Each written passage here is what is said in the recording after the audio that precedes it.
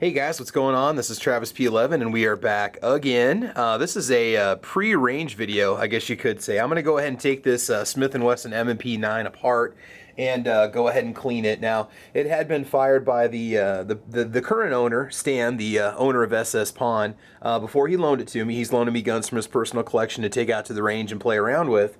And I'm just going to take it apart, see what it looks like, examine it, clean it, and then just put it back together. Now, I am familiar with how this gun disassembles. It should not be an issue. That car video that I had, my car CT9, I'm still working on that one, still learning the most efficient way to disassemble and reassemble that gun, field strip it, clean it, and so on. So I'm going to pretty much follow the same procedure that I did before with the car CT9. So without further ado, let's go ahead and get started. So we've got the M&P 9mm. I do have two 17-round magazines that come with the firearm. Alright, so we'll go ahead and make sure that the gun is clear. Okay, we are all clear. So what I'm going to do is go ahead and lock back the slide. Okay, and you've got a little release knob here that you just go ahead and push down. Okay, there you go. And then just slowly let go of the slide and push forward. Pull the trigger and it'll release. There you go. And you've got your lower. So let's go ahead and check that out. There we go. It is a little dirty, so we're going to go ahead and just spray it down with a little bit of rim oil like I usually do. I'm not opposed to CLP. I'm going to kind of use a lighter lubricant since I'm going to be dealing with some colder temperatures. And so I don't really want it to be heavily lubricated when I'm out there at the range, just in case I start to have some functionality issues and so on. So just spray her down like I did before. And there's something I was going to show you on this that I didn't get to show you in the car video, if you watch my car CT9 video. And again, I just like to use old t-shirts that I cut up, and you can go buy patches at your local sporting goods store or Walmart and so on. Just go ahead and wipe this all off. I don't think Stan has really fired this one a whole lot. Either that or the durability of these things is really good because the finish is barely worn on this particular model that I've been looking at here. I've just had this one for a couple days now, and again, just wiping it off, it's not too bad, just a little bit, here and there. Really no big deal. Lowers are usually fairly easy to clean. I also like to kind of push up on the slide release buttons and get up underneath there so that I can get any carbon that might have built up. And then I didn't show this to you in the last video. Another thing I like to do is just kind of spray this on the towel and then just wrap it around your barrel brush if you have one. And then you can use that to clean out the magazine tube, or your handle. Okay, you can get that.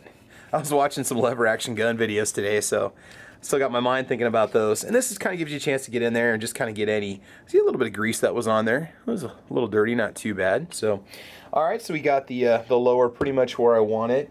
What I'll do is just take one more patch and spray it down real quick, and then just quickly wipe everything down. So no problems there. It's looking good. Make sure all the surfaces are nice and clean and ready to go. A little bit of carbon down there in that very front, which is not a problem, no big deal. Okay, there we go.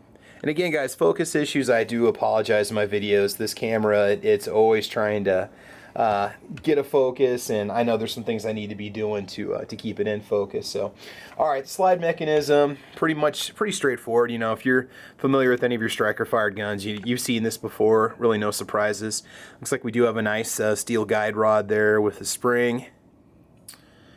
Okay, again, pretty simple design, real basic.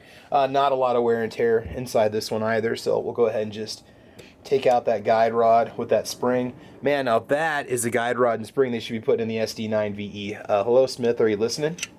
And we'll go and pull the barrel out. I had an SD9VE, and I'm not going to rip on it. It is a fantastic budget price pistol, but mine had some serious jamming issues. And I know for every person that had a good one, there's people that had bad ones.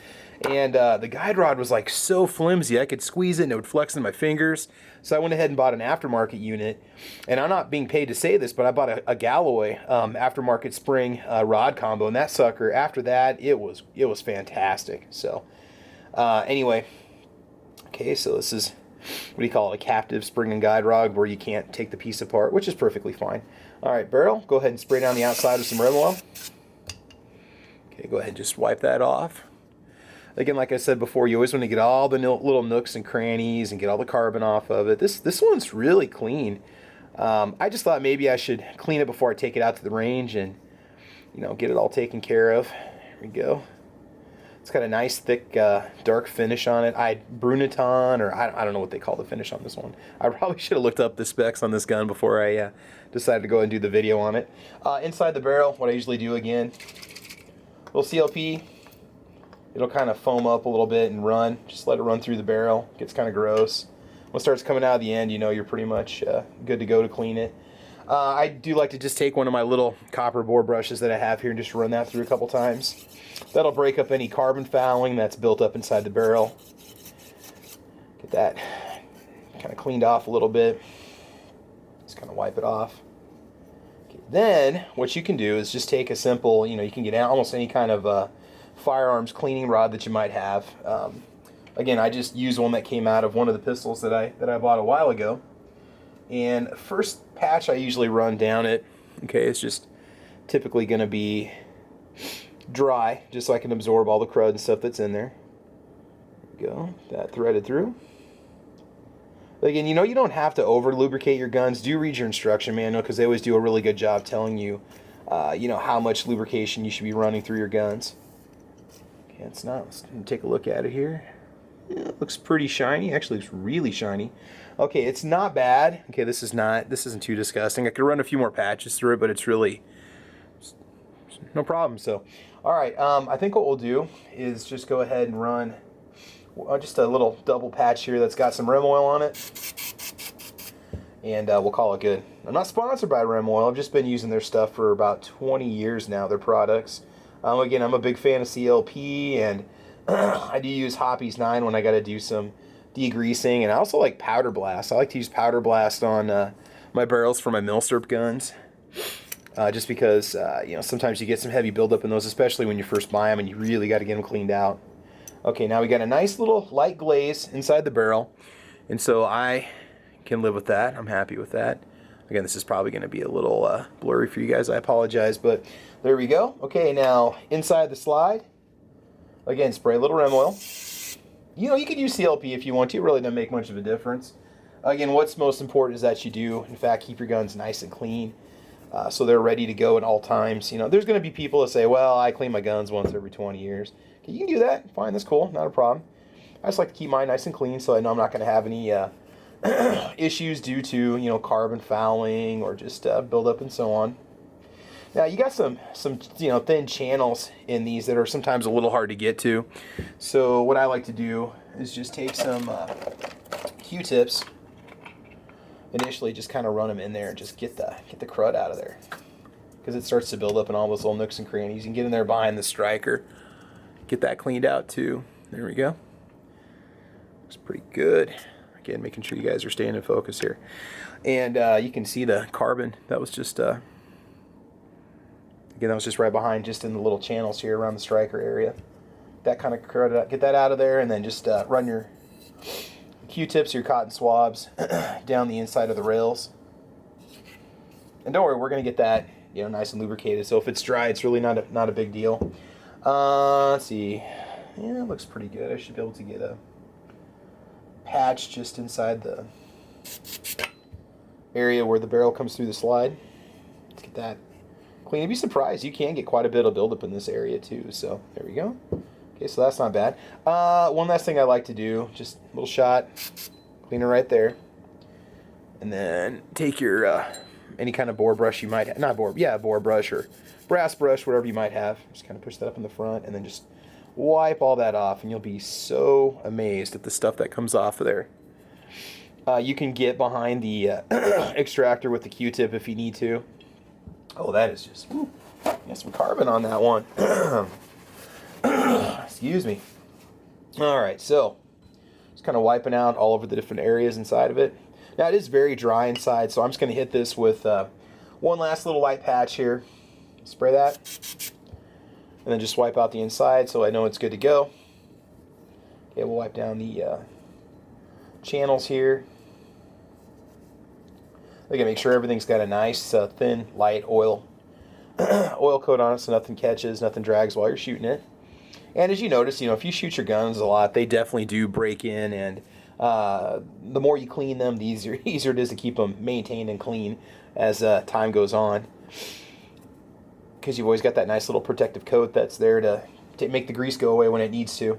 Okay, then what I like to do, again, is just take a little bit of thicker oil. This is just some Outers Tri-Care stuff that comes in one of those cleaning kits, right?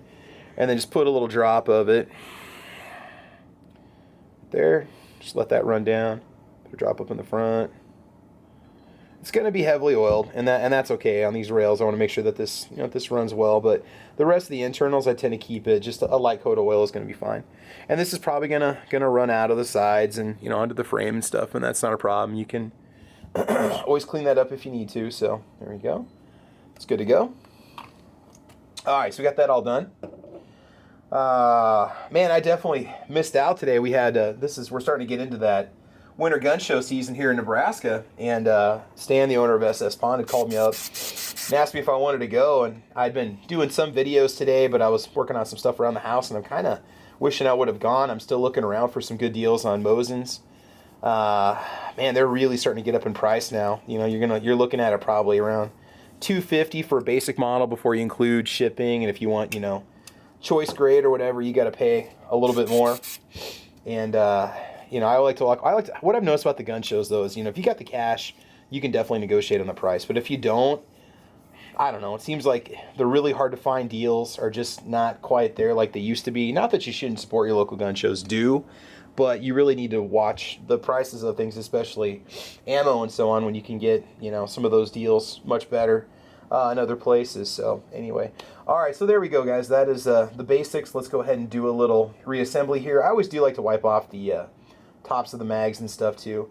I'm just kind of OCD about making sure that you've got that thin coat of oil on everything before you reassemble it. And the thing about rem oil, guys, what you have to know is this looks really excessive, but the truth is when this stuff dries, and it will dry a little bit, it'll just give you kind of a protective coating, and it's not going to be greasy. What I like about CLP is that your CLP is definitely thicker, for certain applications. I like to use CLP like on bolt carrier groups, whether it's on like an AR or an AK and things like that. But for pistols, I like to keep it just a thin, light coat. It's not a big deal. So, oh man. All right, we'll get this guy on here. So this has just not been my evening for the guide rods. I've had that car trying to put that thing together, man. It's a little beast, but anyway, I'll quit complaining about it. I love that gun. It's great. So yeah, okay, so all I got to do is just reattach your slide. You can see that's already starting to dry up all that oil that I put on there. There we go. Looks good. I have to manually focus this thing so that it stays locked in. Oh, people are buzzing me. All right, so I'm not going to put any oil on these rails because I have the oil on this particular section of the rails because the channels in the slide already have the oil on them, so they're good to go. Okay, all you have to do is just reattach your slide. This part you have to be careful because you do have that extractor that's going to get in the way. On this gun, you just pull back. Just pull back as you push your little button back up.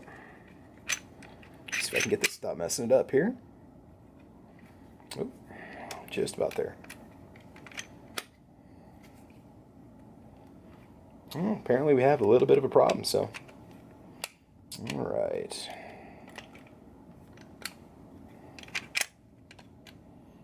All right, well, I'm going to see what's going on here, guys. We'll go ahead and come back for you in just a sec, so be with you in just a moment. Okay, guys, we're back. Sorry about that. When you put the slide on, one thing that's a little unusual about this is when you slide it back on, your release lever, your takedown lever, just will lock itself back up into place. So we are good to go. Everything looks nice and solid. Everything's good.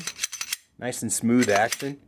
One thing that I will say about this pistol, even though I haven't fired it yet, I really can't make any final calls on it just yet. The grip, I like this back, I guess you could say rear palm swell. This definitely fits my hand really well. I mean, it just kind of fills this little area here that a lot of guns tend to just either go around or not feel, or they're very straight on. And so I do find that very impressive about this gun. I do like the sights on it. I don't think these are night sights. I don't believe so, but I could be wrong. I guess I hadn't even checked to see. So, but yeah, so there you go, guys. The Smith & Wesson M&P 9. I'm going to take this out to the range tomorrow. We're going to do a little range test on it, and we'll post the video later. Again, like I said, I'm hoping I can get the wife to do the filming when we go out there, so I can do a little bit of iron shooting, and I'll shoot at 6 different distances. That's kind of my thing. I figure, you know, between 5 feet and 30 feet is what I see as a realistic engagement distance. Not that you shouldn't train for longer distances, but you know, if you think about what you might run into with, say, an assailant, or maybe some sort of a situation where there's a person with a gun and you need to get out of there, you know, 5 to 30 feet is definitely, you know, I think it's going to be okay. So, all right, so there you have it, guys. The Smith & Wesson M&P 9. I am impressed with this pistol. I do like it. Again, you guys know I own a variety of different firearms. You know, my bedside gun is a Glock 17, but you know, I've seen these around for, you know, $400 or a little under 400. You know, new, you can get them for a pretty good price too. So yeah, I might just have to talk to Stan about one of these. This is pretty sweet. So anyway, guys, there you go. This is Travis P11. Have fun, be safe. Always, guys, hope to hear from you soon. My phone is just blowing up tonight. And please leave your comments and suggestions. Please like and subscribe. And you can follow me over on Twitter and Instagram. And have fun, be safe, guys. Have a safe weekend, and we'll talk to you soon. Okay, bye-bye.